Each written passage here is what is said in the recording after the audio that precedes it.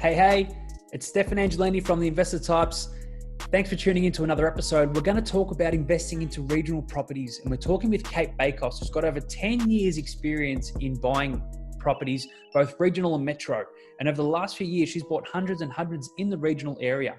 Because she's got experience investing in metro as well, we're going to deep dive into, what's better for certain people, regional or metro? What are the cases for each? What's good for capital growth? What's good for income? She's going to give us some really good tips when you are searching for your investment property. What are some of the things you need to look out for? It's an amazing conversation. She's a very smart woman. But before we do get into it, let me remind you that anything in this video podcast is just general information only. Please don't consider it as personal advice. And if you're looking for personal advice, please reach out to your own financial professional to get some personal financial advice. In saying that, it's a really interesting episode. Let's get into it.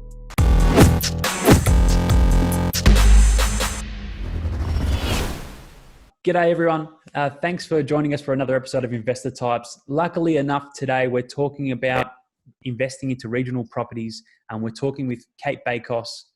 Cate, how you going? Thanks for coming on board. I'm good, living the dream, working from home, having a great time. It's a crazy time. It is.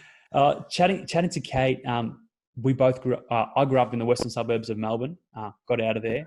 Cate lives in Yarraville, one of the trendiest spots in the western suburbs of Melbourne, the up and coming area of the last few years. And what I like to say is we call Cate the queen of property here in Melbourne. And I think probably the most articulate person in the western suburbs, I'm going to say. Oh, that's so not fair. You asked if you could hang something on me. That's so mean. You'll be back like a boomerang. I'm putting money on it. Yeah, I think I actually will be. Oh, I've been talking to that many people about, where do you want to live? Yarraville, Seddon, Footscray, all these places that have just changed so much over the last 10 years. West is the place to be. Yeah. It is. Oh, we're rocking it over here. It's great. And look, people still see West as going over the Westgate Bridge. I've got some friends that have never been over the Westgate Bridge in their life. Stop it. And here we are. We're going to talk about investing into regional properties. They're going further than the Westgate Bridge for an investment property. Further. So, Cate, when we talk about investing into regional property, it's going to be really interesting just to talk about your past, probably specifically over the last 10 years. So tell us a bit about your experience in buying property in the last 10 years.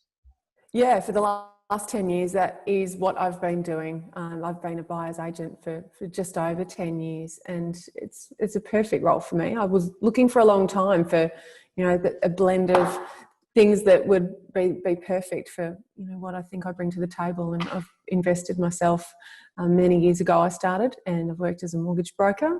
I've worked in the industry in a sales office, and having my own investments, I thought was a really good combination. So I started my career, just over 10 years ago, and I've gone out on my own since 2014. Mm-hmm. And my activity is, my main focus is investment. And I love the theory, the strategy, the talking people through, where they should start and what sort of strategy is right for them. But I also obviously help a lot of home finders too. And that takes a different skill set and a different focus, because it's an emotional process, and you're there sometimes to counsel them, sometimes to tell them, no, we're not doing this. This is not in the plan. I've got good at telling people what they don't want to hear, but that role is a very protective role where you do have to be completely honest with people. Yeah, 100%. And so when we talk about experiencing buying property, what areas have you been sort of looking into and diving deep into over the last 10 years? Great question. So I came over to the West 8 years ago now. Yeah. And it was because I had really fallen in love with what it had to offer, and I was feeling pangs of jealousy when I was buying property over here for clients. Yeah. I actually came from the southeast, so I'd always lived around Mentone, Mordialloc, and I worked in a real estate office in Sandringham. So my familiarity was with, the other side of the bridge. So when I started, I was doing a lot of work in Bayside and Kingston, Glen Ira, Warrendara, Stonington, and that was great. But I had to get to know all of the city, because we are market generalists. We have to be familiar with everywhere. And I was working for a firm in North Melbourne, so of course I was exposed to the north as well. And a lot of guys in the office lived in the north. So I got my familiarity up and then spread it west. So now it's fair to say that probably 75% of my work is in the inner north, inner west and the regions. And then the other 25% is where I originally started and came from. Okay. So when we look at the regions, so areas like Geelong, Ballarat, these places have been skyrocketing over the last few years and been drawing a lot of investors in. And when people think of regional areas, they think of, well, there's more land space, there's cheaper properties, probably more restricted capital growth. Tell me a bit about your experience when searching for investment properties for people out in the regions. Yeah. When I first decided that I needed to have an offering that delivered a stronger rental return, that was my motivation for going into the regions, not just to have a lower price point, but to be able to say to someone, yes, we'll get 5% gross rental return, because that's not something that you'll commonly find in a good part of a metro city, or particularly in our city here in Melbourne. So I was able to get up to 6.5% gross rental yield in Ballarat 10 years ago. And that was, a factor of lower price points than what you're seeing now, and a tighter vacancy rate and, less housing. Since then, Ballarat's had an explosion of housing subdivision, particularly towards the western side of town. And we've seen plenty of investors jump onto Ballarat. And I'd say the last 5 years has seen the strongest influx, because we had, as you well know, limitation to credit availability for investors, particularly from about 2016. APRA made it really hard for the banks, and the banks made it really hard for borrowers. So we saw a clamp down on investment lending. Servicing was tighter, interest rates were different.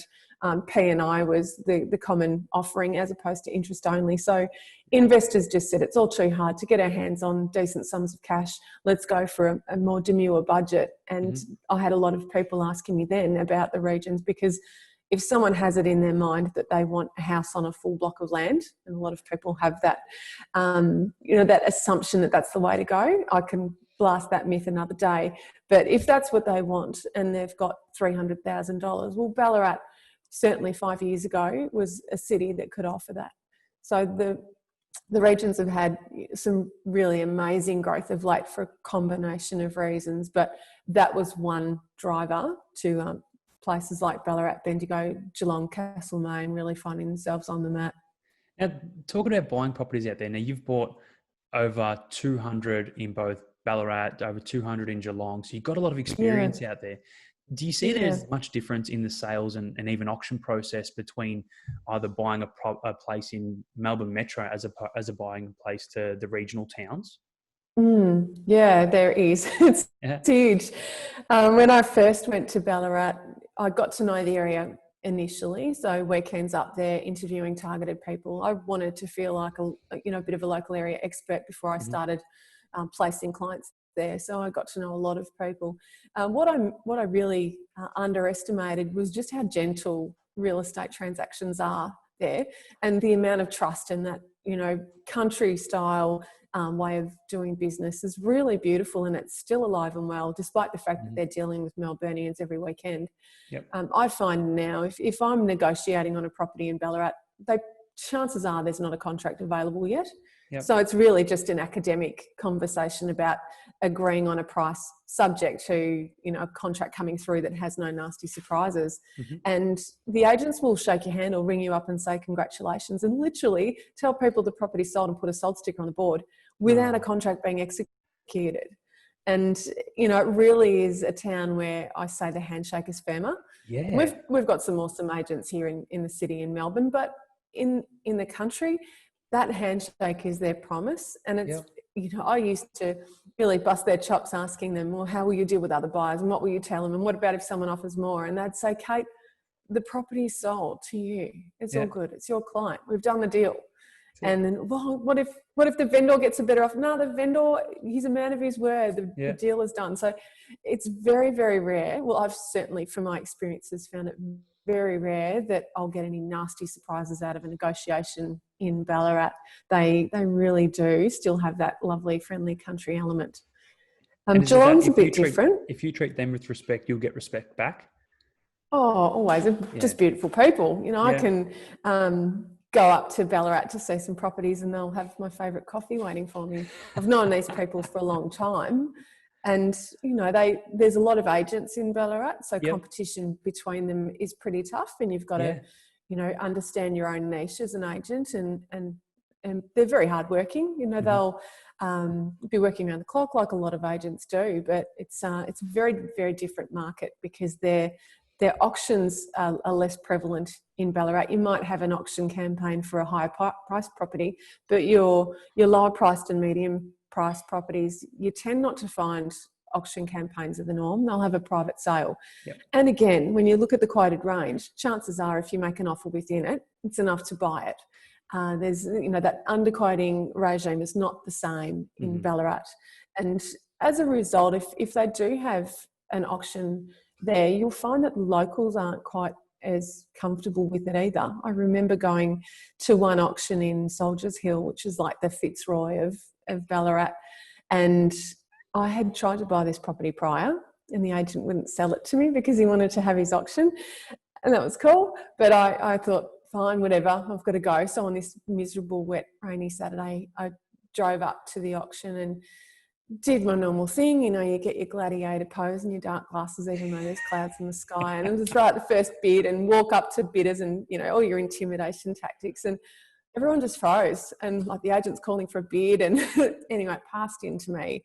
And he said, "What were you doing?" I was just, bidding. That's what I do. There was no additional tricks or anything. It's just, that's not what it's like in the country. So yeah, I used a sledgehammer to crack a walnut.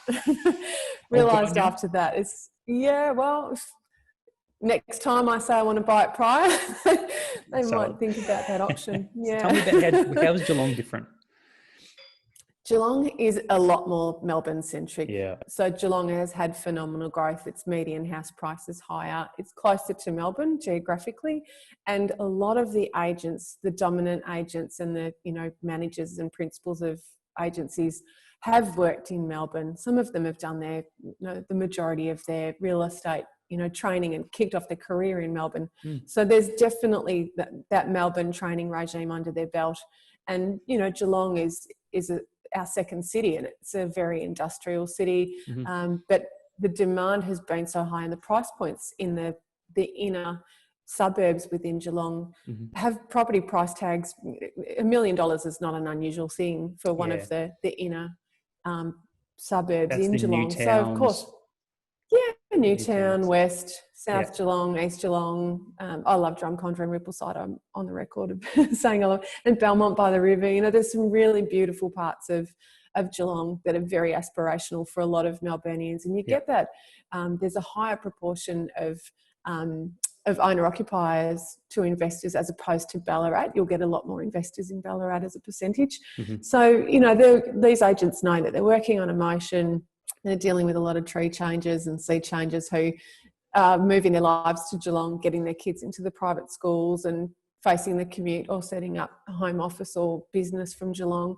So they've got the opportunity to get a great price and to have a fantastic show when they have an auction. So you do tend to find that you don't get that same opportunity to just make an offer and buy something. Sometimes you do have to sit out the 4-week campaign and just rock up at auction with everyone else. Yeah. So looking at Ballarat and Geelong, I'm going to call them regional properties, even though they're now big cities. They're such big cities and so many people live there. Yeah, they are. So let's look at the cases compared to buying a regional property, whether it be Ballarat, Geelong, or even somewhere further out, say a Stall or anywhere regional, versus buying a property in a metro area, within a 25, 30, 35, 40 kilometre radius of the CBD. What's the differences between the regional and the metro? That's an awesome question. Now, a lot of people look at the regional performance that we've all been enjoying of late and they think that they can bank that. It's a bonus. I've always been on the record as saying the regions have their own special offering, and there are a lot of reasons why an investor could go into a region. But for outperformance capital growth, that shouldn't be their reason. There's no earthly way of saying that a regional area will deliver a stronger capital growth rate than a metro. In fact, there are certainly case in points, and I've seen some amazing work by a colleague of mine who has explain the virtues of the regions beautifully. But if I'm looking at Geelong and Ballarat compared to Melbourne, or even some of our smaller regions, as you mentioned, Stawell, or if you're looking, Warrnambool, or there are a lot of them, the reality is that long-term capital growth for a house on its own full block, you'll get better performance in Melbourne. So why And have what these the regional regional properties, what's been happening over the last few years? Why have they just gone skyrocketed in price? Yeah, they've been a little bit more resilient to our downturns, and because of their lower price points, they're seen as a lesser risk. So during the post APRA intervention, when investment lending ground to a halt, people could still get their money their hands on a little bit of money. So they were prepared to go into the regions. We've also seen some really strong incentives for owner occupiers, and we've seen a bit of an adoption of tree change with various things like government incentives. We had Good Move in Victoria, if anyone remembers those ads. There are still incentives for buying new and building in the country. And also we've got employers offering incentives. So we've got a lot of decentralised services such as Consumer Affairs Victoria. They've got an office setting up in Ballarat, and they've assisted people who are willing to live in Ballarat. They've assisted them financially to do the move. And we saw the likes of TAC doing that in Geelong. So plenty of employers have also made it worth their employees' while to consider life in the regions. And so combine that with, improved rail amenity and the improved tech and accessibility to being able to talk to your colleagues at work and run meetings, but from home. And now, obviously, coronavirus has really intensified that. We've proven to ourselves that we can work from home, and a lot of people are saying, well, my kids could have a bigger backyard, we could have more space, we could be in a community with a sense of belonging. Let's consider it. So aside from just investors with smaller budgets who have continued to stay active and work on their portfolio, we've seen an adoption of moving away from the city, and the numbers are showing that. The rail part of it, it's amazing how quickly you can get from places like Ballarat and Geelong to the CBD now. In fact, if you're coming from the eastern suburbs and you're coming from 10, 15 kilometres away, it's going to take you longer to get from there into the city than it'll take you to get from Geelong or Ballarat into the CBD. It's crazy. It's a really good point. I can be in Geelong on the train and work sitting in a comfy V-line chair, working away, writing a blog or something. And I used to live in Mount Eliza, so I remember the Frankston to Parliament Station ride. Stopping all stations? No way. Geelong's way quicker. In fact, the Frankston ride compares with Ballarat, and I'm not joking. Yeah, and you're right. With the capital growth side of things, look, people are saying, look, I can live in regional, and I'm happy to live in regional with my family. But then you've got, I guess, people like myself who want to live close to the CBD, who own a business near the CBD, and love that the inner ring side of things. And that's where, we eventually want to end up. And I think that's still a lot of people who do want to venture in closer. So I totally agree with you. As much as I love the regions, and I go to Ballarat and get really excited still, even after all these years, I'll still go there for the weekend when I'm allowed. I think that this, tree change, seed change adoption, there are some people whose lives will be beautifully enhanced forever because of the ability to do that. But there are plenty of people who, it sounds good right now because we're locked in little apartments and we're bumping into each other while we're trying to do work. And so it feels like a good idea. But once Corona is behind us, for some, this will have been a fad, the fantasy of moving away from the city, because our city is still an amazing place. And, there's a lot of employers and employment opportunities in the city, but there's also a lot of ability to, to be with the people that you love, and to, from a public transport point of view, we've got a pretty accessible city, and we've got a lot of money going into public transport infrastructure. We all know that middle ring rail link has dredged up our city and made parking and commuting a nightmare for now. But when the Metro link's done, it will be awesome. So there is a lot to remember before we cast aside the city and run away to the country. Yeah, you're right. Even me, I've got family all over the place. So trying to be central to all of that so that, my child can go and see everyone is is what's paramount to me. But let's get back on the investor side of things. And you really harped on, the rental. If you were going to invest in regional and, inner city suburbs, you're looking anywhere between 2 and 3% as a rental yield.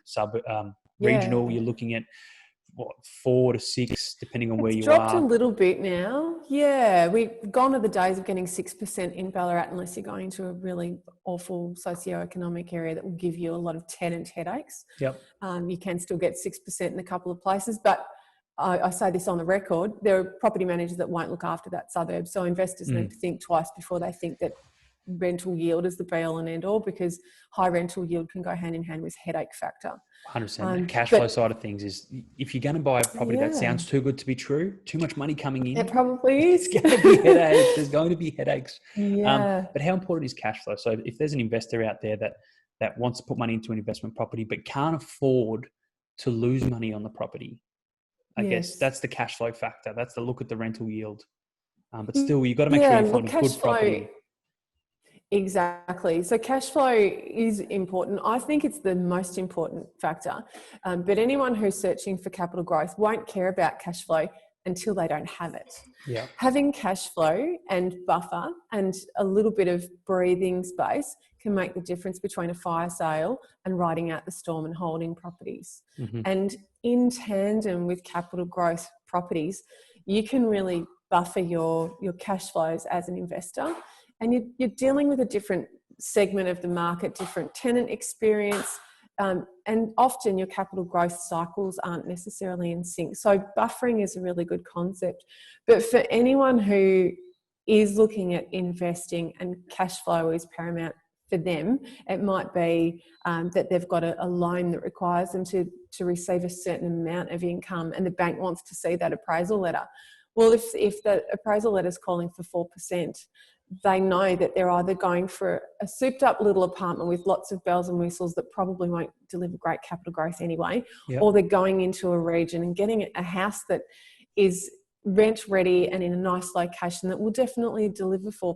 And I could easily spend $400,000 and get 4% plus some in Ballarat and then in parts of Geelong as well. So if a rental income is critical to getting the loan, or if that investor has modelled out how much income they need to sustain their portfolio and to continue purchasing as well, then they will need to pepper their portfolio with some better yielding properties. And I always say to people, if your end goal is a certain amount of rental income into retirement, and you've modelled out that you might need, let's say, 5, 6, 7 properties, well, every time you consider an acquisition, you need to ask yourself, can you demonstrate to the bank that you can afford the subsequent one? Mm-hmm. So you don't just look at your borrowing capacity for property 2020, you're also looking at what happens when you buy 2020, how much capacity have you got for 2021?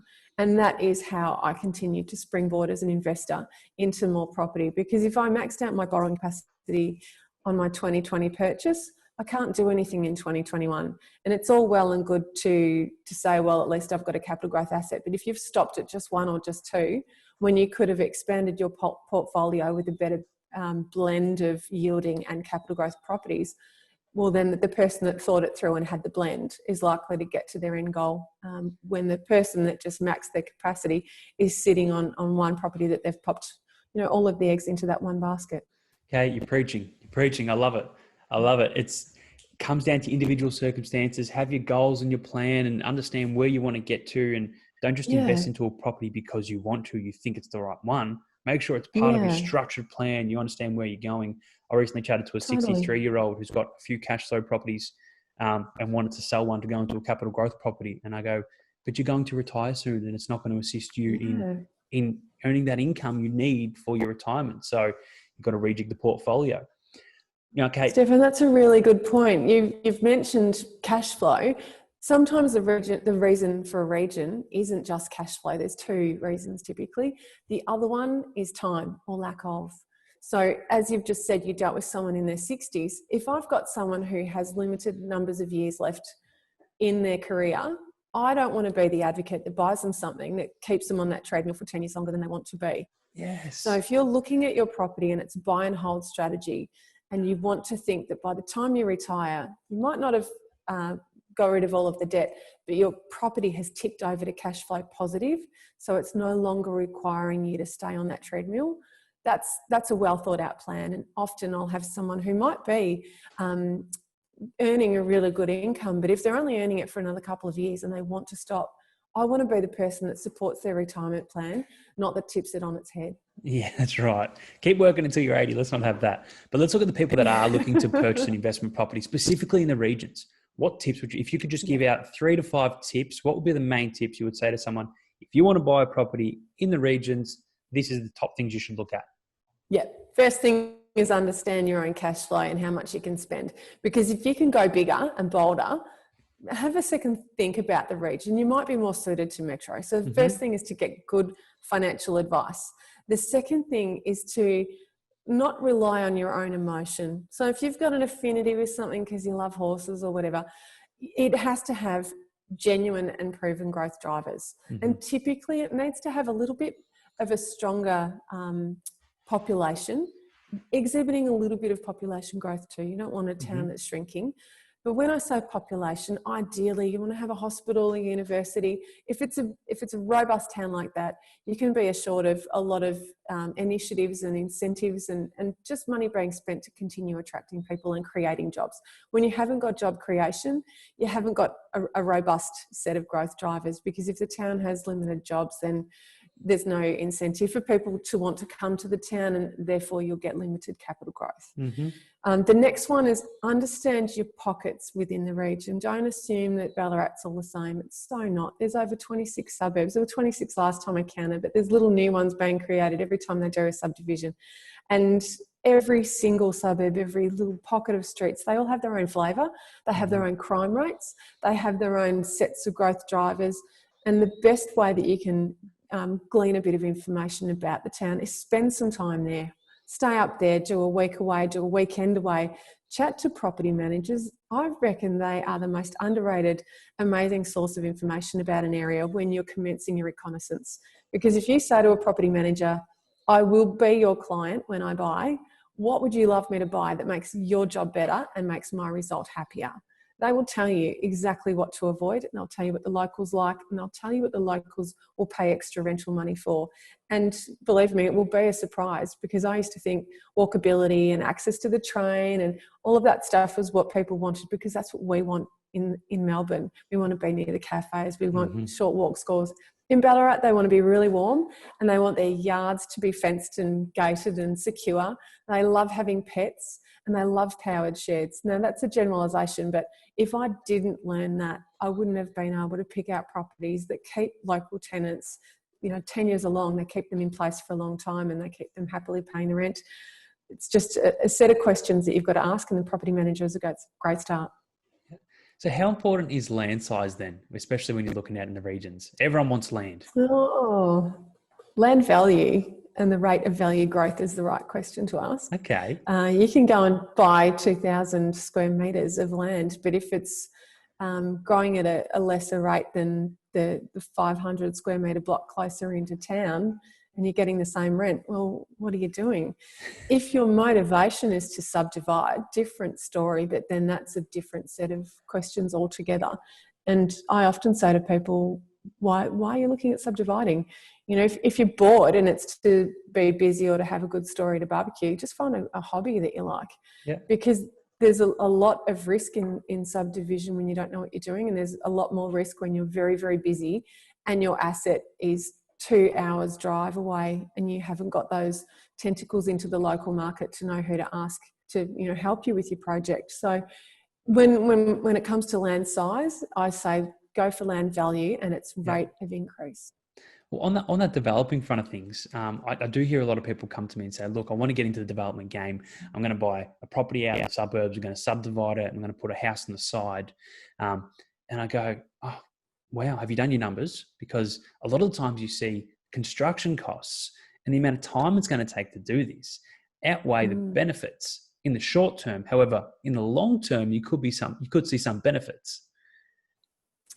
Yes. That opens the conversation to the concept of what we call land banking, where you can sit on something that's subdividable, but you're not necessarily trying to, initiate any kind of gain or start the project at the onset. And clever builders and developers do this. In fact, they get into a cycle where they buy a property, they'll call it a site, but it will have a house on it that's reasonable enough to attract a tenant that will pay the rent and not whinge about too many things, and give them their opportunity. If it's a privately held acquisition, then they can claim some negative gearing benefits on it as well. So if your long-term goal is to pick a good area that will grow in value, and by the time you get your hands on it, carve it up, put your townhouses there, you can create a nice product and you can sell with a better profit margin. That's the aim of the game. If you're buying something and you're working on slim margins and you're popping something really cheap and cheerful there and cutting the guts out of the type of style internally and some of the appliances and finishes, you're appealing to a market that's not looking at it with an aspirational filter. They're looking at it with an affordable filter.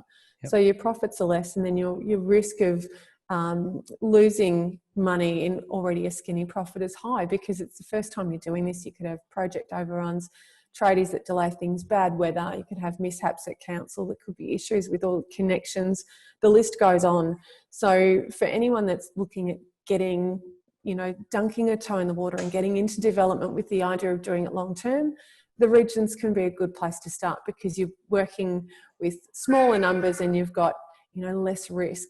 But if you're looking at making money and targeting the regions, I'd say think very carefully and have a really good understanding of the end value of what you're trying to create and who it will appeal to, who's your target market. Because if you're looking at first home buyer market and you're working off slim margins, I'd say it could be a massive waste of time and a big headache. So clever. I love what you said there. You've really done your deep dive, but you obviously had this conversation a lot of times. So have I. Do your numbers, know your numbers. Use this now, so watch this video. 100%. Look, Kate, you've obviously told us what kind of investor typically goes into regional areas, but let's just give me a summary. If you got a client come to you and you see there's certain, what does their situation look like where they would go into a regional investment property? Chances are, if they're an investor, they've got tight cash flows, or they've got a tighter budget, and they're really deliberately wanting to go for a house on a full block of land. Yep. And if that's their motivation, and it means a lot to them, I have a saying, I don't expect my investors to love what they buy, but I want them to be proud of it.